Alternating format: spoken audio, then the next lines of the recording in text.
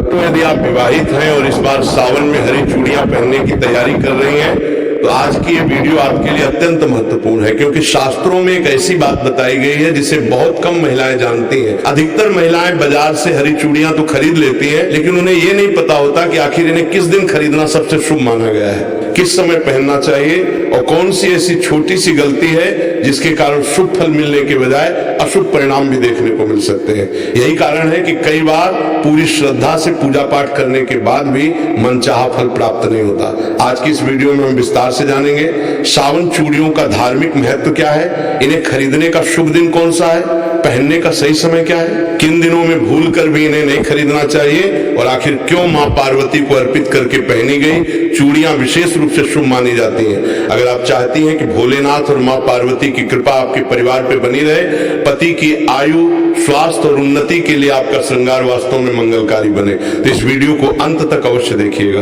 बीच में वीडियो छोड़ने की गलती बिल्कुल मत कीजिएगा, क्योंकि अंत में मैं एक ऐसा छोटा सा उपाय भी बताऊंगा जिसे बहुत कम महिलाएं जानती हैं। अगर आप भगवान भोलेनाथ और मां पार्वती में श्रद्धा रखते हैं तो वीडियो को अभी लाइक कर दीजिए, कमेंट में पूरे विश्वास के साथ लिखिए ओम नमः शिवाय। और यदि हमारे चैनल शिव होम टीवी पर पहली बार आए हैं तो चैनल शिव होम टीवी को सब्सक्राइब करके बेल आइकन अवश्य दबा दीजिए, ताकि सावन व्रत, पूजा और सनातन धर्म से जुड़ी ऐसी महत्वपूर्ण जानकारियां सबसे पहले आपको मिलती रहें। चलिए बिना समय गंवाए शुरू करते हैं। मेरी प्यारी बहनों, आज मैं आप सबसे एक छोटी सी बात पूछना चाहता हूं। जब सावन का महीना आने वाला होता है तो क्या आपके मन में भी एक अलग ही आनंद नहीं जागता? क्या ऐसा नहीं लगता कि फिर से भगवान भोलेनाथ के मंदिरों में घंटियों की ध्वनि गूंजेगी, शिवलिंग पर जल चढ़ेगा, घर घर में ओम नमः शिवाय का जाप होगा और हर सुहागिन अपने पति के सुख, सौभाग्य और लंबी आयु की कामना करते हुए मां पार्वती का आशीर्वाद मांगेगी। यदि आपके मन में भी ऐसा भाव आता है तो समझ लीजिए कि ये केवल एक परंपरा नहीं बल्कि आपकी श्रद्धा की सबसे सुंदर अभिव्यक्ति है। लेकिन बहनों, श्रद्धा जितनी पवित्र होती उतना ही आवश्यक होता है सही ज्ञान। कई बार हम पूरी निष्ठा से पूजा करते हैं, पूरे मन से व्रत रखते हैं, 16 श्रृंगार भी करते हैं, फिर भी मन में कहीं ना कहीं ये प्रश्न रह जाता है कि आखिर वो शांति, वो कृपा और वो आनंद क्यों महसूस नहीं हो रहा जिसकी हमने कामना की थी। ऐसा क्यों होता है? क्या भगवान हमारी पूजा स्वीकार नहीं करते? नहीं, भगवान तो अपने भक्त का प्रेम देखते हैं। उनके लिए सोना चांदी, बड़े बड़े चढ़ावे या महंगे आभूषण नहीं, बल्कि भक्त का निर्मल मन सबसे बड़ा उपहार होता है। लेकिन हमारे आरसी मुनियों ने एक बात और समझाई है। उन्होंने कहा कि जब श्रद्धा और सही विधि दोनों साथ चलती हैं तब पूजा का पुण्य और भी अधिक फलदायी माना जाता है। यही कारण है कि आज हम एक ऐसी छोटी सी बात पर चर्चा करेंगे जिसे बहुत सी महिलाएं अनदेखा कर देती हैं। वो बात है सावन की हरी चूड़ियां। बहनों, आपको ये सुनकर आश्चर्य होगा कि हर साल हजारों महिलाएं पूरे उत्साह से हरी चूड़ियां खरीदती हैं, लेकिन उनमें से अधिकांश को ये पता ही नहीं होता कि इन्हें खरीदने का शुभ समय क्या माना जाता है, किस दिन पहनना उचित माना जाता है और पहनने से पहले कौन सा छोटा सा धार्मिक कार्य करना चाहिए। आज की पूरी चर्चा इसी विषय पर है, इसलिए मैं आपसे निवेदन करता हूं कि इस वीडियो को बीच में छोड़कर मत जाइए। हो सकता है कि आज आपको ऐसी बात पता चले जो आपने पहले कभी विस्तार से न सुनी हो। यदि आपके हृदय में भोलेनाथ और मां पार्वती के प्रति श्रद्धा है तो वीडियो को भी एक लाइक अवश्य कर दीजिए। कमेंट बॉक्स में पूरे विश्वास के साथ लिखिए ओम नमः शिवाय। और यदि आप सनातन धर्म, व्रत, पूजा, त्योहार और धार्मिक परंपराओं से जुड़ी ऐसी ही उपयोगी जानकारियां नियमित प्राप्त करना चाहते हैं तो हमारे चैनल शिव होम टीवी को सब्सक्राइब करके बेल आइकन भी दबा दीजिए, ताकि आने वाली कोई भी महत्वपूर्ण वीडियो आपसे छूट ना जाए। बहनों, क्या आपने कभी इस बात पर ध्यान दिया? जब सावन शुरू होता है तो केवल प्रकृति ही नहीं बदलती, मन भी बदल जाता है। सूखी धरती हरी चादर ओढ़ लेती है, पेड़ों पर नई कोपलें निकल आती हैं, चारों ओर हरियाली फैल जाती है। मानो स्वयं प्रकृति ये संदेश दे रही हो कि जीवन में चाहे कितनी भी कठिनाइयां आई हो, एक नई शुरुआत हमेशा संभव है। यही कारण है कि सावन के महीने में हरे रंग का विशेष महत्व माना गया है। हरा रंग केवल सुंदरता का प्रतीक नहीं बल्कि आशा का प्रतीक है, सौभाग्य का प्रतीक है, समृद्धि का प्रतीक है और सबसे बढ़कर ये जीवन में नई ऊर्जा का प्रतीक माना जाता है। इसीलिए हमारी माँ और दादियां कहा करती थी, सावन में जितनी हरियाली बाहर दिखाई देती है उतनी ही हरियाली अपने घर परिवार में भी बनाए रखने का संकल्प लेना चाहिए। और यही भावना हरी चूड़ियों के पीछे भी छिपी हुई है। लेकिन बहनों, एक बात हमेशा याद रखिए, चूड़ियां अपने आप में कोई चमत्कारी वस्तु नहीं होती। चमत्कार होता है आपकी श्रद्धा में, आपके विश्वास में, आपकी प्रार्थना में जब कोई सुहागिन महिला भोलेनाथ और मां पार्वती को अपना आराध्य मानकर पूरे प्रेम से उनका स्मरण करते हुए श्रृंगार करती है, तब वही श्रृंगार उसके लिए एक आध्यात्मिक संकल्प बन जाता है। आज की सबसे बड़ी भूल, आजकल बाजारों में सावन शुरू होने से कई दिन पहले ही हरी चूड़ियों की दुकानें सज जाती हैं। लोग भीड़ देखकर खरीद लेते हैं। किसी ने कहा आज ऑफर है, किसी ने कहा आज समय मिल गया, किसी ने कहा कल फुर्सत नहीं मिलेगी और बस चूड़ियां खरीद ली, पहन भी ली। लेकिन बहनों, क्या कभी आपने ये जानने की कोशिश की कि हमारी परंपरा इसके बारे में क्या कहती है? क्या हर दिन शुभ माना गया है? क्या हर समय पहन लेना उचित माना गया है? या फिर कुछ ऐसे दिन भी हैं जिनमें थोड़ा संयम रखने की सलाह दी जाती है? यही वो प्रश्न है जिसका उत्तर हम आगे जानेंगे। और विश्वास मानिए, यदि आप इस छोटी सी बात को समझ लेंगे तो आगे से सावन का श्रृंगार केवल एक रस्म नहीं रहेगा, बल्कि आपके मन की सच्ची भक्ति का उत्सव बन जाएगा। ओम नमः शिवाय, हर हर महादेव। मेरी प्यारी बहनों, आज मैं आपसे कोई कठिन शास्त्र नहीं कहने जा रहा, ना ही ऐसी बात जो केवल विद्वान ही समझ सके। आज की बात बहुत सरल है, लेकिन यदि इसे मन से समझ लिया जाए तो सावन का आपका श्रृंगार केवल बाहरी सजावट नहीं रहेगा, बल्कि भक्ति का एक सुंदर संकल्प बन जाएगा।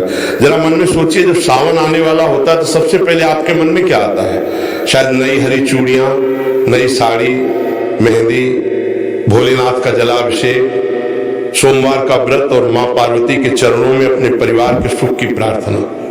यही तो सावन की सबसे सुंदर बात है। ये महीना केवल कैलेंडर का एक महीना नहीं होता, ये मन को भगवान के निकट ले जाने का अवसर होता है। इसीलिए हमारे घरों में दादी नानी कहा करती थी, सावन में जितना मन भगवान में लगेगा उतना ही घर में प्रेम और शांति बढ़ेगी।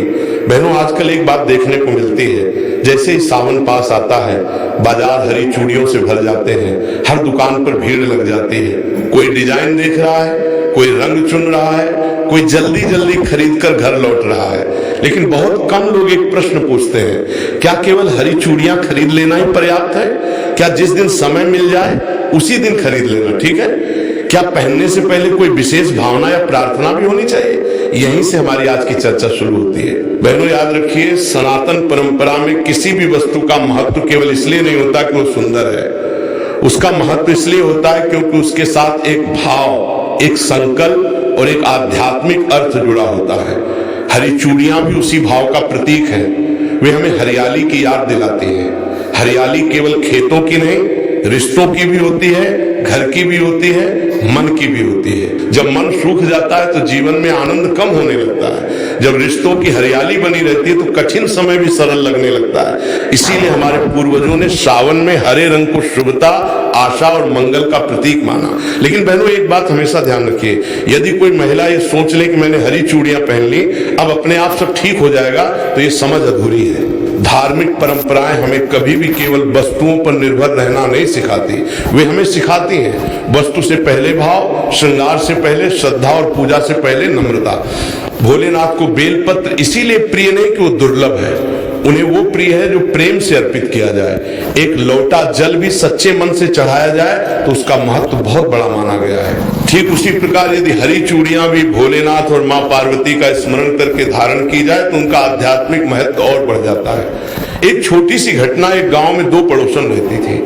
दोनों हर साल सावन का व्रत रखती थी। दोनों हरी चूड़ियां भी पहनती थी। पहली महिला बाजार से चूड़ियां लाती, पहनती और अपने काम में लग जाती। दूसरी महिला भी वही करती थी, लेकिन एक छोटा सा अंतर था, वो घर आकर सबसे पहले स्नान करती, फिर भोलेनाथ और मां पार्वती के सामने दीपक जलाती, हरी चूड़ियों को एक थाली में रखती, उन पर हल्दी और अक्षत अर्पित करती और हाथ जोड़कर कहती, हे भोलेनाथ, यदि इस श्रृंगार में कोई शुभता है तो वो आपकी कृपा से ही है। मेरे परिवार में प्रेम बना रहे, मेरे मन में अहंकार कभी ना आए और मेरी श्रद्धा हमेशा बनी रहे। फिर वो उन्हीं चूड़ियों को प्रसाद का भाव मानकर पहनती। पहनो, ध्यान दीजिए, दोनों ने एक जैसी चूड़ियां पहनी थी, लेकिन अंतर चूड़ियों में नहीं था, अंतर भाव में था। और शास्त्रों का सार भी यही है, भगवान भाव के भूखे हैं। यही कारण है कि हमारे बड़े बुजुर्ग हर शुभ कार्य से पहले ईश्वर का स्मरण करने की सलाह देते थे। लेकिन अब एक महत्वपूर्ण प्रश्न आता है, क्या सावन में हरी चूड़ियां किसी भी दिन खरीद लेना उचित माना जाता है, या परंपराओं में कुछ ऐसे दिन बताए गए हैं जिन्हें अधिक शुभ माना गया है, और क्या कुछ ऐसे दिन भी हैं जिनमें खरीदारी टालने की सलाह दी जाती है? बहनों, यहीं से विषय और भी रोचक होने वाला है। अगले भाग में हम विस्तार से समझेंगे कि सावन में हरी चूड़ियां खरीदने का शुभ समय क्या माना जाता है, उन्हें पहली बार कैसे धारण करें और कौन सी छोटी छोटी सावधानियां इस पूरे श्रृंगार को और अधिक अर्थपूर्ण बना सकती हैं। बहनों, अब जरा अपने बचपन की एक बात याद कीजिए, जब भी सावन का महीना आता था, घर की बड़ी बूढ़ी महिलाएं कितने प्रेम से कहा करती थी, सावन आ गया है। अब घर में हरियाली भी आनी चाहिए और मन में भी हरियाली रहनी चाहिए। उस समय शायद हम इन बातों का अर्थ नहीं समझते थे, हमें तो बस इतना अच्छा लगता था कि घर में पूजा होगी, मेहंदी लगेगी, झूले पड़ेंगे और माँ या दादी नई हरी चूड़ियां पहनेंगी। लेकिन जैसे जैसे जीवन आगे बढ़ता है तब समझ में आता है कि हमारे पूर्वज केवल रस्में निभाने के लिए सब नहीं करते थे। हर परंपरा के पीछे कोई न कोई भाव अवश्य छिपा होता था। सावन की हरी चूड़ियां भी उसी भाव का एक हिस्सा है।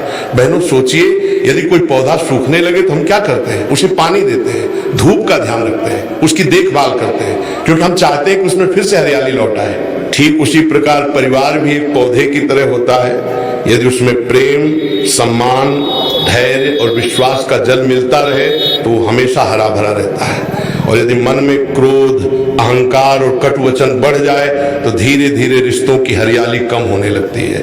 यही कारण है कि सावन हमें केवल भोलेनाथ की पूजा करना नहीं सिखाता, बल्कि अपने व्यवहार को भी मधुर बनाने की प्रेरणा देता है। श्रृंगार का अर्थ केवल सजना नहीं है बहनों। आज के समय में श्रृंगार को अक्सर केवल सुंदर दिखने से जोड़कर देखा जाता है, लेकिन सनातन परंपरा में श्रृंगार का अर्थ इससे कहीं अधिक गहरा है। जब कोई सुहागिन अपने माथे पर सिंदूर लगाती है, हाथों में चूड़ियां पहनती है, मांग में कुमकुम सजाती है, तो वो केवल स्वयं को नहीं सजा रही होती, वो अपने जीवन में मंगल, सौभाग्य और शुभ संकल्पों का सम्मान कर रही होती है। इसी कारण हमारे यहाँ कहा गया कि श्रृंगार हमेशा प्रसन्न मन से करना चाहिए।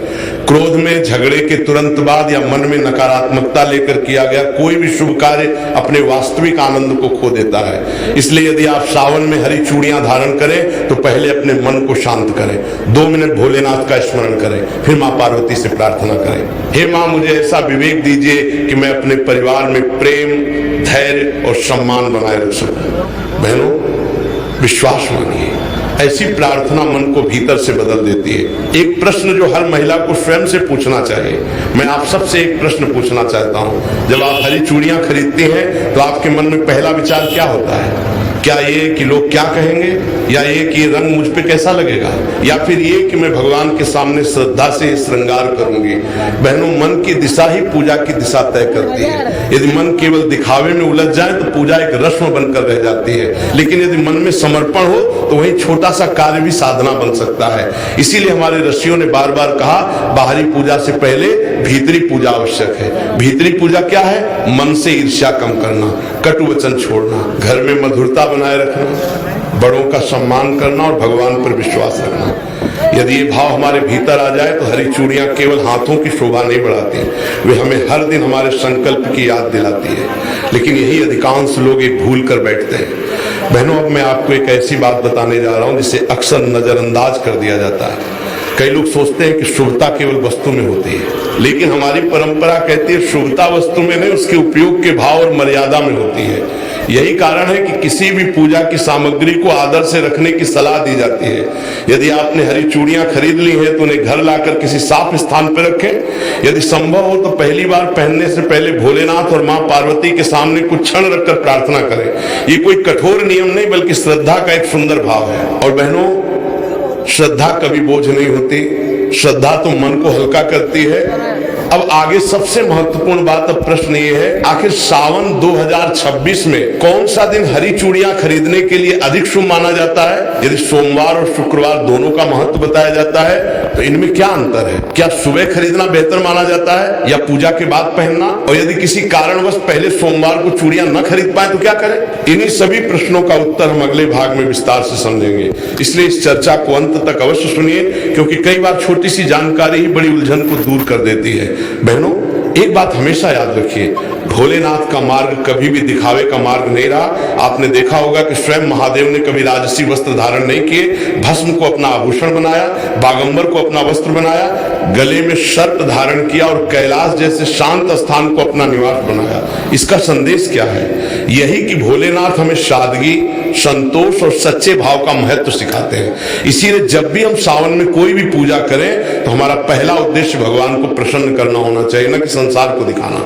आजकल सोशल मीडिया का समय है, कई बार लोग पूजा से अधिक उसकी तस्वीर लेने में व्यस्त हो जाते हैं। श्रृंगार भगवान के लिए कम और दुनिया को दिखाने के लिए अधिक होने लगता है। लेकिन बहनों जरा मन में विचार कीजिए, क्या भगवान को हमारी तस्वीर चाहिए, हमारा प्रेम? उत्तर तो आप स्वयं जानती हैं। माँ पार्वती हमें क्या सिखाती हैं? जब भी सावन का नाम आता है, भोलेनाथ के साथ माँ पार्वती का स्मरण अपने आप हो जाता है।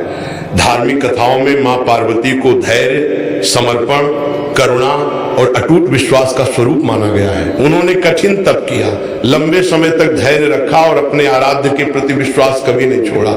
यही कारण है कि सुहागिन महिलाएं उन्हें अखंड सौभाग्य का प्रतीक मानकर उनकी पूजा करती हैं।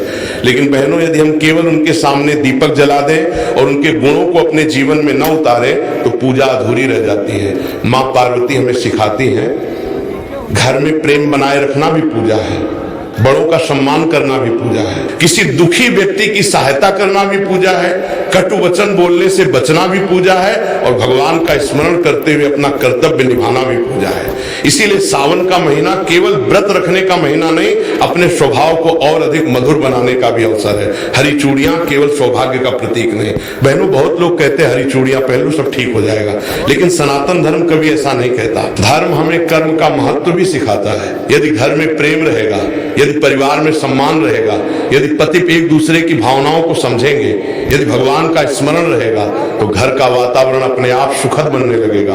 हरी चूड़ियां हमें इसी शुभ संकल्प की याद दिलाती हैं। जब भी वे हाथों में खनकती हैं, मानो हमें याद दिलाती हैं, अपने शब्द भी इतने ही मधुर रखो जितनी मधुर इन चूड़ियों की ध्वनि है। क्या ही सुंदर संदेश है। एक छोटी सी सीख बहनों, यदि किसी दिन आपका मन बहुत परेशान हो, घर में किसी बात को लेकर तनाव हो या किसी कारण से मन अशांत हो, तो उस दिन भोलेनाथ के सामने 2 मिनट शांत बैठ जाइए, कुछ मांगिए मत, बस इतना कह दीजिए, हे भोलेनाथ मुझे सही निर्णय लेने की बुद्धि दीजिए, मेरे मन को शांत रखिए, मेरे परिवार में प्रेम बनाए रखिए, विश्वास मानिए, हर समस्या तुरंत समाप्त हो जाए। ऐसा वादा कोई नहीं कर सकता, लेकिन मन अवश्य मजबूत होता है और जब मन मजबूत होता है तो कठिन परिस्थितियों का सामना करना भी आसान हो जाता है। यही तो भक्ति का सबसे बड़ा फल है।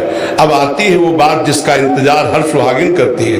बहनों, अब तक हमने हरी चूड़ियों का भाव और महत्व समझा, लेकिन अब सबसे महत्वपूर्ण प्रश्न है, आखिर सावन 2026 में हरी चूड़ियां कब खरीदनी चाहिए? क्या पहले सोमवार, क्या पहला शुक्रवार, क्या कोई विशेष तिथि या सुबह का समय अधिक शुभ माना जाता है, या पूजा के बाद पहनना चाहिए? और यदि किसी कारणवश उस दिन खरीदना संभव न हो तो क्या करें? इन्हीं सभी प्रश्नों का उत्तर हम भाग 2 में विस्तार से जानेंगे। वहीं हम ये भी समझेंगे कि पहली बार हरी चूड़ियां धारण करने से पहले भोलेनाथ और मां पार्वती के सामने किस प्रकार प्रार्थना की जा सकती है, ताकि ये श्रृंगार केवल परंपरा न रहकर एक श्रद्धापूर्ण संकल्प बन जाए। यदि अब तक की चर्चा आपको अच्छी लगी हो तो वीडियो को एक बार लाइक अवश्य करें, कमेंट में हर हर महादेव लिखकर अपनी श्रद्धा व्यक्त करें। और यदि आप चाहते हैं कि सनातन धर्म, व्रत, पूजा और त्योहारों से जुड़ी ऐसी ही सरल और संतुलित जानकारी